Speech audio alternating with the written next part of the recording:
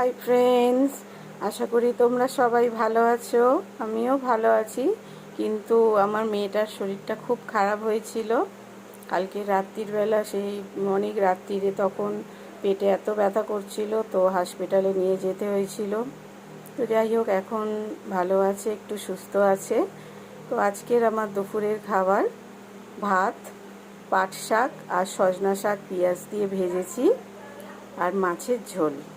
তো পাট শাক আর সজনা শাক ভাজা তোমরা কে কে ভালোবাসো বা তারা কারা কারা খাও, আমাকে অবশ্যই কমেন্ট করে জানিও। আর আমার চ্যানেলকে ভালো লাগলে লাইক করো, শেয়ার করো, সাবস্ক্রাইব করো। আবার তোমাদের সঙ্গে দেখা হবে নতুন ভিডিওতে। Thank you.